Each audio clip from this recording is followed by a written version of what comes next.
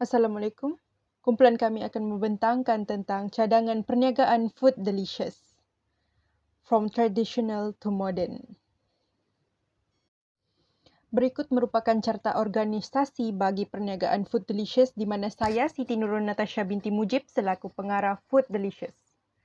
Manakala Florentrina merupakan pengurus kewangan, Izzati Iliani merupakan pengurus pemasaran, Julie Faiza yang merupakan pengurus teknologi dan Alisa Felix sebagai pengurus operasi. Hai, saya Florentina Postinus merupakan pengurus keuangan dalam perniagaan Food Delicious. Saya akan membentangkan berkenaan dengan makna logo, visi, serta misi perniagaan. Nama perniagaan Food Delicious ini melambangkan makanan yang kami pasarkan mempunyai rasa yang enak dan juga menyelerakan. Slogan kata perniagaan kami adalah From Traditional to Modern telah membuktikan kepentingan perniagaan kami untuk tidak meninggalkan cita rasa makanan tradisional dalam penghasilan menu modern. Contohnya, makanan tradisional kuih sapit dimodernkan menjadi kuih sapit coklat. Seterusnya, warna putih dalam logo pula melambangkan kebersihan dan kesucian dalam menghasilkan makanan yang ingin dipasarkan. Manakala lambang buku pula membawa maksud bahwa perniagaan ini akan sentiasa memastikan kemajuan dan dedikasi dalam memperbaiki resepi setiap masa. Akhir sekali, topi chef pula melambangkan kepakaran ahli dalam perniagaan ini untuk menghasilkan sebuah makanan yang berkualiti untuk dihidangkan kepada pelanggan. Seterusnya, visi perniagaan Food Delicious adalah untuk memperkenalkan produk makanan tradisional dan moden secara bersama untuk membentuk jenama makanan komersial yang diminati masyarakat global. Dalam hal ini, perniagaan kami telah mengeluarkan beberapa produk makanan tradisional dan moden secara bersama seperti kuih sapi coklat, popiah simpul, kek lapis, dan lain-lain untuk dipasarkan kepada masyarakat. Manakala, misi perniagaan Food Delicious pula adalah membina satu empayar produk makanan tradisional yang dimodernkan seiring dengan kemajuan ekonomi negara. Contohnya, kuih sapit telah dimodernkan dengan cara menambah perisa coklat yang menjadikan kuih ini diminati oleh orang ramai. Hai, saya Izzati Iliani binti Muhammad Murni sebagai pengurus pemasaran bagi Food Delicious. Saya akan membentangkan jenis business practicum, industri, produk, jenis-jenis produk yang dikeluarkan oleh Food Delicious, dan saya juga akan membentangkan cara syarikat kami mengenal pasti idea perniagaan. Untuk jenis business practicum yang akan dijalankan oleh Food Delicious adalah take order and delivery, di mana ada di antara kami akan membuat produk itu sendiri, kemudian ambil pesanan dan menghantar pesanan tersebut sama ada secara COD ataupun menggunakan pos laju. Manakala ada juga di antara kami akan mendapatkan produk tersebut daripada orang lain kemudian menjualkannya semula. Selain itu, Food Delicious adalah berasaskan industri makanan dan produk kami terdiri daripada makanan tradisional dan makanan moden. Oleh hal yang demikian, antara jenis-jenis produk yang akan dijualkan oleh Food Delicious adalah kuih sapit, popiah simpul, popiah madu, sambal lada ori, dan kek lapis. Seterusnya, cara Food Delicious mengenal pasti idea perniagaan adalah dengan menitik beratkan tahap pendapatan pengguna, di mana Food Delicious mensasarkan pengguna dalam kalangan pelajar, ahli keluarga, rakan-rakan, orang dewasa yang berpendapatan rendah dan juga tinggi. Dengan itu, Food Delicious akan menghasilkan serta menjual produk dengan harga yang berpatutan dan mampu dimiliki oleh semua masyarakat. Cara yang kedua adalah mencari celah atau jurang dalam pasaran. Peluang ini dibentuk kerana akan ada permintaan ke atas produk seperti kek lapis, popiah madu, popiah simpul daripada pengguna atau pembeli kerana musim perayaan akan tiba tidak lama lagi. Cara yang terakhir adalah dengan mengambil kira perubahan trend sosial dan budaya dalam kalangan masyarakat. Maka itu, kuih sapit yang akan dijualkan oleh Food Delicious mempunyai pelbagai perisa, antaranya kuih sapit yang dimodernkan rasanya menjadi kuih sapit coklat. Malah kek lapis juga akan mempunyai pelbagai pilihan dan cita rasa yang dapat memenuhi kehendak pengguna. Seterusnya saya akan membentangkan tentang BMC atau Business Model Canvas di mana produk yang akan saya bentangkan adalah kuih sapit. Terdapat 9 bahagian utama dalam BMC, iaitu yang pertama adalah customer segment atau kita lebih kenali sebagai segmen pelanggan. Segmen pelanggan pilihan untuk Food Delicious adalah pelajar, keluarga, kawan dan orang dewasa. Seterusnya adalah perhubungan pelanggan. Perhubungan pelanggan kami berfokus kepada WhatsApp, Facebook, Instagram dan Telegram. Manakala kami juga mengadakan penjualan secara face to face dengan pelanggan. Seterusnya adalah tawaran nilai. Tawaran nilai yang kami utamakan adalah sangat mampu bilik kepada pelanggan. Dan produk kami adalah sangat sedap, sesuai untuk dinikmati seisi keluarga. Aktiviti utama dalam Food Delicious ini adalah yang pertama, menyediakan barangan secara online, kemudian dihantar kepada pelanggan. Kedua adalah promosi menggunakan Instagram, Facebook, dan WhatsApp. Dan seterusnya adalah food delivery, di mana kami menghantar barang terus kepada pelanggan.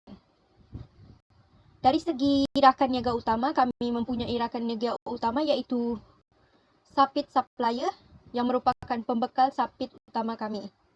Kedua, kami melibatkan diri dalam persatuan pelajar bagi mempromosikan produk sapit kami ke dalam UMS tersebut.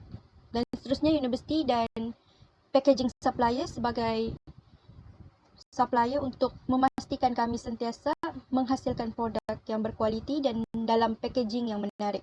Selain itu, sumber utama yang kami gunakan dalam penghasilan atau pemasaran produk kuih sapit adalah yang pertama, kewangan, kedua, sumber manusia, dan yang ketiga, pembekal produk.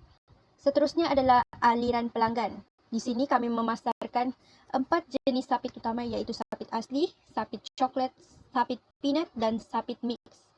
Seterusnya adalah struktur kos, di mana kami menggunakan online order, di mana mendapat tempahan secara online. Kemudian kami memerlukan juga kos produk untuk mendapatkan produk itu daripada pembekal.